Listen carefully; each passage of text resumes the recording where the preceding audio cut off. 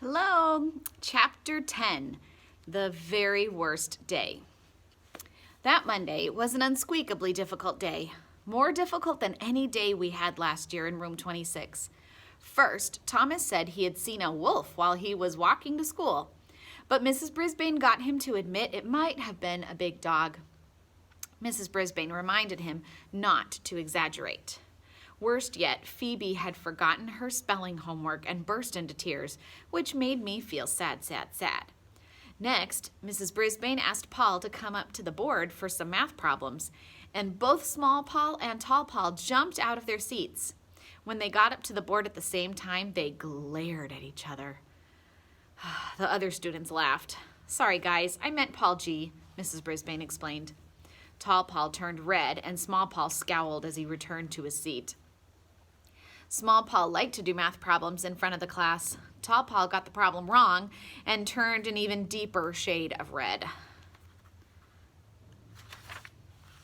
As if that wasn't bad enough, Kelsey skinned her knee at recess and had to go to the nurse's office.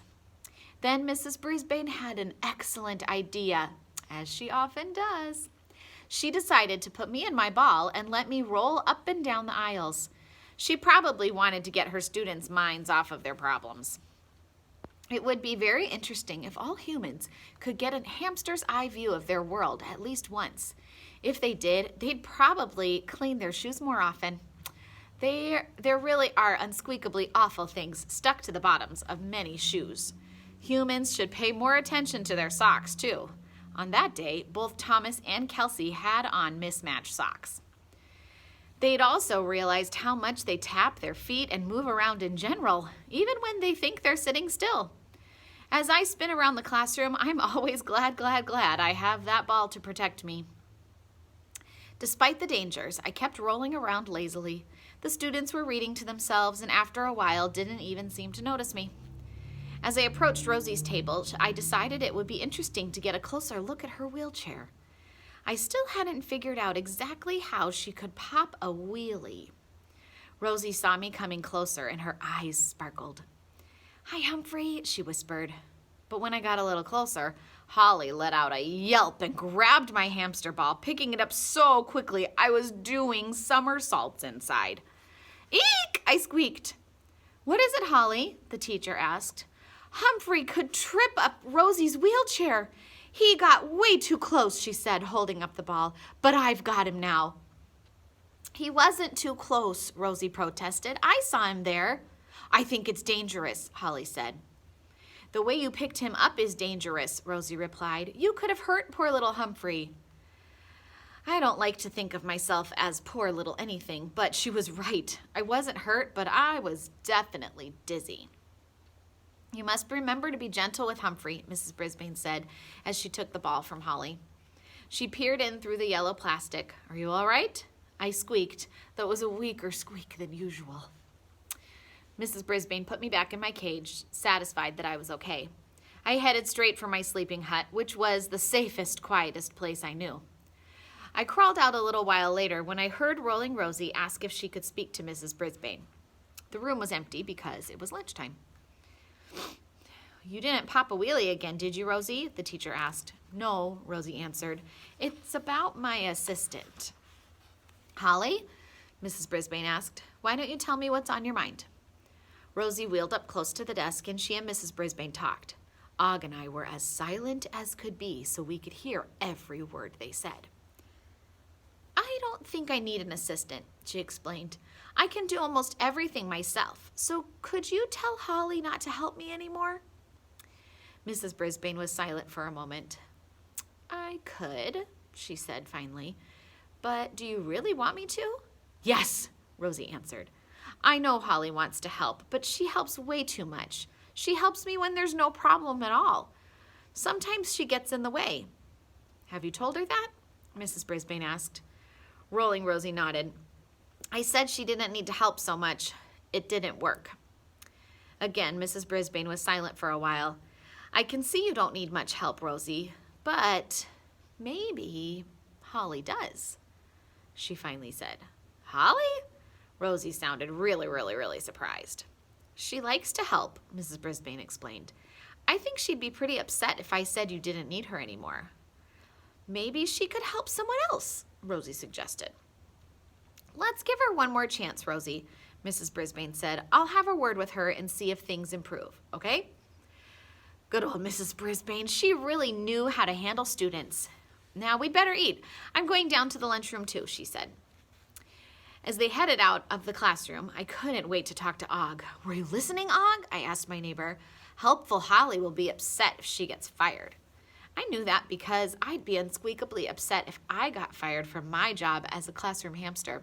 Boing, boing, boing, Og agreed, splashing in his water. I thought the day would never end, but at last the afternoon bell rang. As the students gathered up their backpacks, Mrs. Brisbane took a sheet of orange paper and approached Phoebe. Phoebe, I have an idea to help you remember your homework, she said. Each day we'll put a big, colorful reminder in your backpack so you won't miss it. What do you think? Okay, Phoebe said. I've written your homework assignment on it.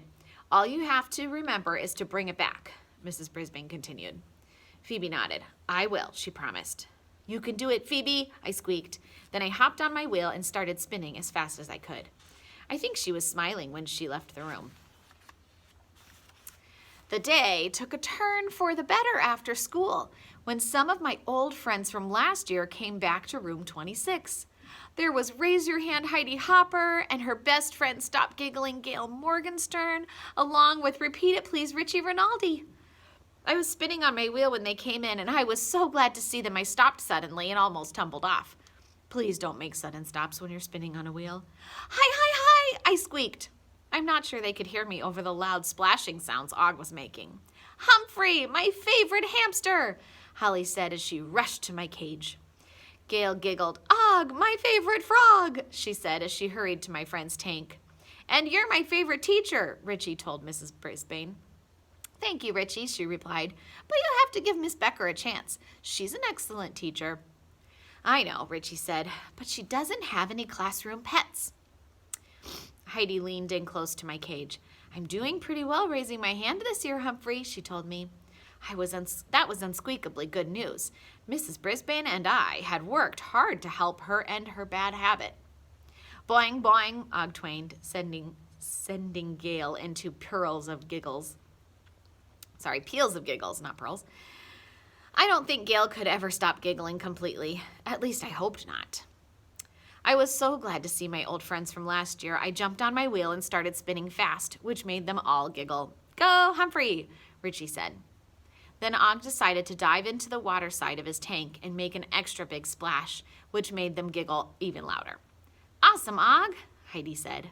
I think Og and Humphrey are glad to see you, Mrs. Brisbane said. Oh, Mrs. Brisbane, we miss them so much, Heidi said.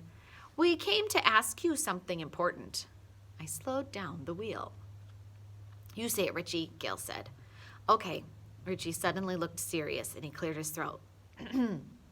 Mrs. Brisbane, we don't think it's fair that you have 2 classroom pets in room 26 and we don't have any in room 18.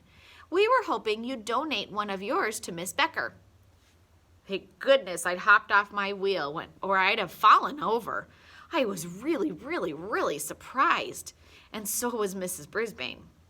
Goodness, I don't think my students would like that, she said. If Miss Becker wants a classroom pet, she can get her own. But I'm not sure she wants one. She'd like Humphrey or Og. Everybody does, Gail said. And Og came here from another classroom, Heidi said. At least ask her, please, Richie begged. Mrs. Brisbane was unusually quiet. I was too, and I didn't hear a boing or a splash from Og. Please, Gail looked so serious I could hardly believe it was her speaking. Please, Heidi added. At last, Mrs. Brisbane spoke. To tell you the truth, I can't imagine giving up either of them. Don't you think they'd miss each other? Gail and Heidi glanced at each other. They weren't always together. Humphrey was alone in the beginning, Richie said. I had to squeak up for myself. But it was so lonely at night, even scary.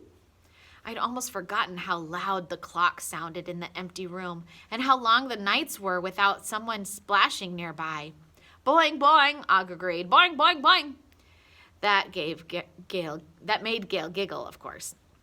Mrs. Brisbane smiled. I'll tell you what, I'll think about it, and I'll talk to Miss Becker about classroom pets. But I'm just not sure it's a good idea to separate Humphrey and Og and take one of them away from my class. Thanks, Mrs. Brisbane. We really miss them, Richie said. They chatted with the teacher for a few more minutes, and then it was time for them to go home. After they left, Mrs. Brisbane leaned in close to my cage and stared at me. To tell you the truth, I can't imagine teaching without you and Og to help me, she said. Am I just being selfish? No, no, no, I squeaked at the top of my tiny lungs. Mrs. Brisbane chuckled. I don't think Arlene Becker wants any classroom pets. Not even you, she said. So don't worry. Thanks, I squeaked. I won't. But I did. I worried and worried and worried some more. And even though he hatched from an egg and was cold-blooded, I could tell that Og was worried too. Humphrey's rules of school. It's actually possible to be too helpful.